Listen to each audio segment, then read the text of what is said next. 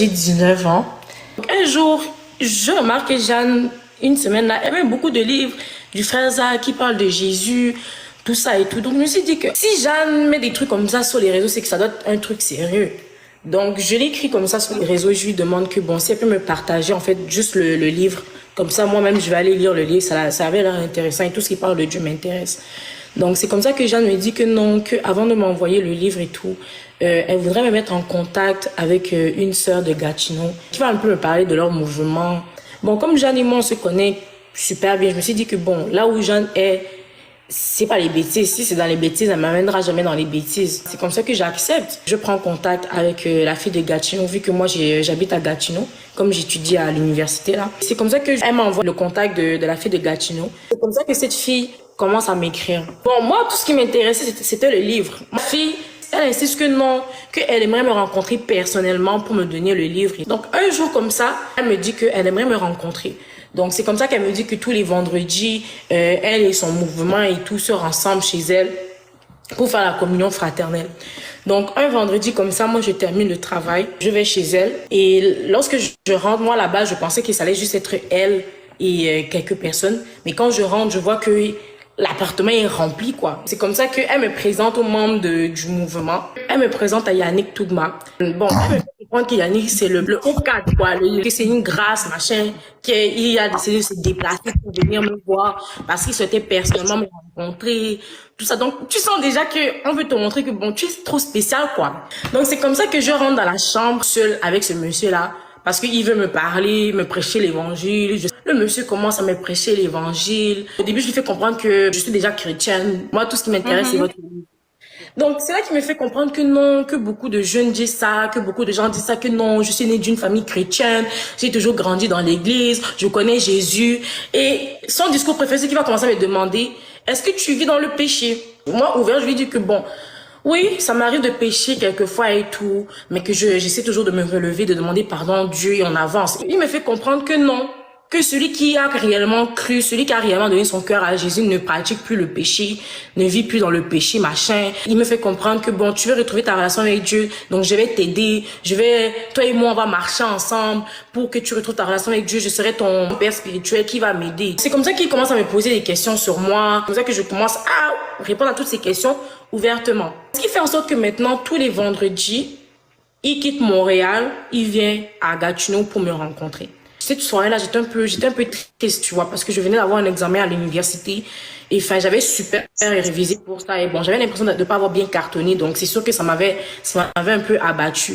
Donc, quand je le rencontre et tout, il me demande que qu'est-ce qui ne va pas. Je lui dis que non, que j'ai l'impression que ma vie ne fait plus aucun sens, machin, que je viens de faire un examen. J'ai l'impression que j'ai pas cartonné. Pourtant, j'ai super étudié pour ça. Donc, vu que je lui avais déjà un peu balancé ma vie, il dit que non, que ce sont les démons et tout, que Satan a pris le contrôle de ma vie, que c'est Satan qui veut me faire échouer à l'école, que c'est Satan même qui veut m'éloigner de Dieu, qui veut me pousser dans le péché.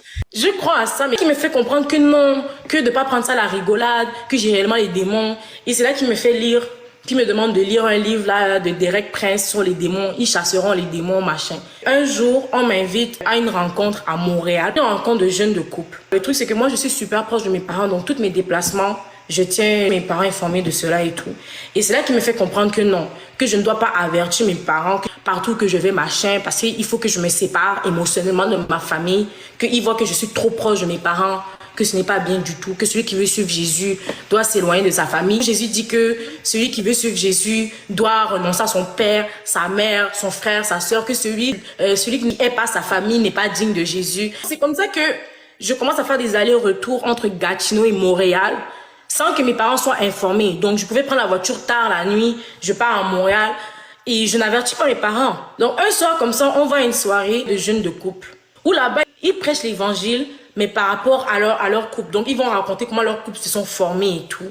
Il y a un truc que j'ai trouvé très bizarre, c'est que j'ai parlé avec une des filles qui s'appelle Cassandra. Donc Cassandra est mariée avec Joanne. Et il y a une phrase bizarre qu'elle m'a dit. En fait, elle comparait ses ex avec son mari actuel. Elle disait que si on laissait le côté de Dieu, ses ex du monde et tout sont au-dessus de son mari, ils sont plus beaux, machin, ils sont comme ça. Donc juste parce que son mari croit en Jésus, si tu fais en sorte que c'est son mari qu'elle a choisi. Et moi, dans ma tête, je me dis, mais c'est bizarre, tu peux pas te marier avec un homme Et la seule chose que tu arrives à dire comme compliment, c'est qu'il a Jésus. Donc ça veut dire que la personne ne te plaît même pas physiquement. En fait, tu t'es juste marié pour Jésus. Et ça m'a fait comprendre que c'est Jésus qui a mis l'amour dans son cœur pour son mari. Je me suis juste dit que waouh, gloire à Dieu. Donc ça veut dire que même Dieu peut même restaurer ta vie sentimentale. Donc tu peux te trouver un mari qui a la crainte de Dieu, qui prie dans la même église que toi. Et je lui confie que écoute, moi présentement je suis en relation avec un garçon. Ça va bientôt faire 1 an et demi, 2 ans. Et enfin, bon, on s'entend super bien. C'est juste que, bon, côté religion, on n'est pas tous les deux au même niveau, tu vois. Mais le gars, la crainte de Dieu, il m'encourage à prier, tout ça. C'est juste que, bon, il n'est pas chrétien, tu vois. Et c'est ça qui m'a fait comprendre que c'est une relation de péché, que si je veux suivre Jésus, je dois mettre fin à la relation. Donc, c'est comme ça qu'elle prend mon téléphone et elle écrit un long texto et tout pour faire comprendre au garçon que j'ai choisi Jésus.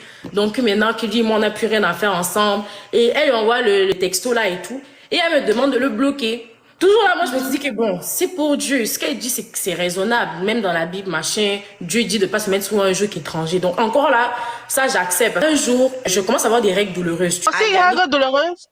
Aussi règles douloureuses. Donc, un jour, je confie comme ça à Yannick Tougma que j'ai les règles douloureuses. J'ai super mal au ventre et que dernièrement, j'ai dû aller en urgence et tout à l'hôpital parce que j'avais super mal au ventre. Et c'est là que Yannick me ramène l'histoire des démons et me fait comprendre l'importance et l'urgence d'avoir une délivrance. Ils appellent ça le brisement de lien. Il me demande que si j'ai lu le livre qu'il m'avait donné au départ quand on s'est rencontrés. Je lui dis que non, que j'ai pas lu ce livre. Il me fait comprendre que non, que je dois lire le livre. Et pendant que je vais lire le livre, je vais écrire les démons que je pense avoir et tout, et qui vont procéder à mon brisement de lien. Il appelle la fille de Gatineau, il demande à la fille de m'amener sur Montréal, urgemment, pour qu'on puisse faire mon brisement de lien. C'était le soir. Mes parents m'avaient interdit de conduire la nuit parce qu'il y a les risques d'accident, tout ça. Encore là, Yannick me fait comprendre que je ne dois pas informer mes parents de mes déplacements, parce que mes parents vont trouver ça bizarre, que je leur dise que non, que je pars comme ça à 20h sur Montréal, chez un soi-disant père spirituel, parce qu'il va me faire les délivrances. Il me fait comprendre que mes parents ne doivent pas être au courant. Et si j'informe mes parents vont s'opposer à mon brisement de lien, donc ils vont s'opposer à ma délivrance, à ma guérison, alors que lui veut mon bien. Comme mes parents sont trop méchants, là, ils vont pas accepter que je me fasse délivrer des démons. C'est comme ça qu'on part sur Montréal avec 4 filles dans la voiture. Le soir, j'assiste à la délivrance. Avant de commencer la délivrance, on te demande encore là d'exposer encore tous tes péchés devant les frères. Après ça, on te demande de réciter des trucs que je me sépare du nom de ma famille, je me sépare de mon père, je me sépare de ma mère, je me sépare de mon nom de famille, je me sépare de tout lien de ma famille. Donc, on te fait comprendre qu'en fait, tes parents sont la cause de tes problèmes. Après, le brisement de lien commence. À un moment donné, pendant le brisement de lien, comme les démons criaient trop fort, les voisins ont appelé la police. Les policiers arrivent et on me demande que non, que je dois dire aux policiers que tout va bien. Il y a les policiers qui rentrent dans la maison, les policiers me demandent que qu'est-ce qui ne va pas, pourquoi on vous entend crier. Je leur mens que non, parce que j'ai mes règles douloureuses, c'est pour ça que je crie fort comme ça. On amadoué les policiers partent. Le lendemain de mon brisement de lien, en retournant sur Montréal, toujours avec les 4 filles qu'on était, on a eu un accident de voiture très grave. On appelle le père spirituel, Yannick, pour lui dire que, on a eu un accident de voiture. Yannick commence à nous dire que non, que ce sont les démons qui se sont mis en colère à cause de la délivrance qui s'est passée hier, que les 4 filles qui sont dans la voiture et tout ont assisté à des délivrances dernièrement et que le diable est fâché parce qu'on a quitté son royaume. Moi, j'ai dit juste à Yannick que, écoute, moi, mon problème est du fait que, je viens de briser la voiture de ma mère et mes parents vont me demander des explications de comment un mercredi, je te ramasse dans un accident de voiture à plus de 100 km de ton domicile. J'ai même pas fait l'accident à Ottawa ou à Gatineau, j'ai fait l'accident à 100 km de Ottawa, en fait. Donc, moi, mes parents ne comprennent pas parce qu'à cette heure-ci, leur fille est supposée être à l'université d'Ottawa en train d'étudier. Je faisais comprendre à Yannick qu'il va devoir s'expliquer à mes parents pour leur expliquer, en fait, qu'est-ce que je faisais à Montréal, tout ça et tout. Yannick me fait comprendre que non. C'est à moi de m'expliquer à mes parents, que lui ne peut pas s'expliquer à mes parents. J'ai pas eu le choix d'expliquer à mes parents toute la vérité, que non, que c'était un brisement de lien. Un jour, mon père m'appelle et il me demande de lui expliquer en détail quand j'ai rencontré Jeunesse et Vie. Et mon père me demande que tu dois quitter ce mouvement-là. C'est une secte. En plus, tout ce que tu me racontes là, comment ça se fait qu'un mouvement même n'est même pas relié à une église locale? Comme dans Jeunesse et Vie, tu es obligé de tout raconter à ton père spirituel. Donc moi, tout ce que mes parents me disaient, j'allais raconter à Yannick. Yannick me dit que non, on va rapporter ça et tout. Et c'est comme ça qu'Yannick me fait comprendre que je dois vraiment me séparer avec ma famille. Il me rédige un texte que je dois envoyer seulement à mes parents pour que je les fasse comprendre que moi j'ai vraiment donné ma vie à Jésus. Maintenant ma vie appartient à Jésus. Donc ma vie est dans Jeunesse et Vie, machin. Donc je dois me séparer d'eux.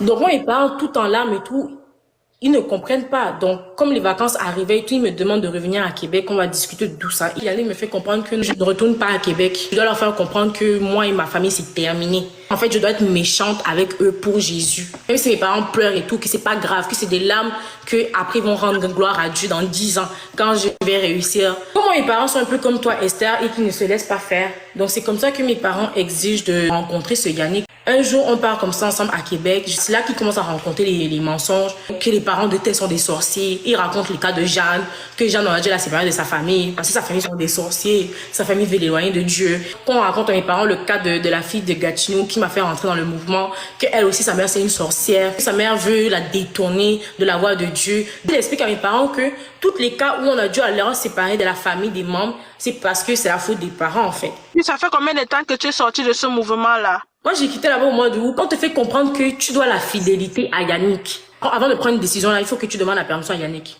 Toute ta vie, là, est contrôlée par Yannick.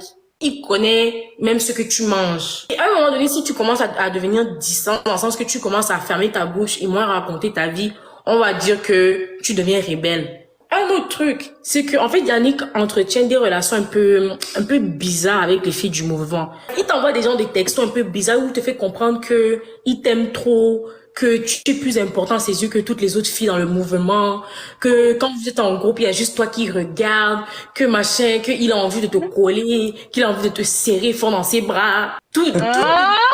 Il souhaite entretenir des relations avec ma famille pour que, en fait, lui et moi, on puisse faire des voyages ensemble. Donc, partout où il ira évangéliser, s'il doit aller en France évangéliser, que je serai sa secrétaire, quoi. Donc, en fait, moi, ma vie, en fait, était résumée à suivre Yannick un peu partout. On essaie toujours tous avoir plus l'attention de Yannick. Donc, quand Yannick est là, on veut tous avoir son attention. Il y en a même qui déchaussent les pieds quand il rentre. Il y en a qui lui enlèvent son manteau. Des trucs bizarres, en fait. Prends son sac. Il y en a même qui ont même calculé leur heure de sommeil. Combien de temps ils dorment. Je me souviens, il y a une membre là dans Journée Séville. On lui a dit qu'elle dort trop. Parce qu'elle avait mis qu'elle dormait 8 heures par jour. On lui a dit que non, elle ne doit pas dormir 8 heures par jour. Et ça, c'est le démon de la paresse.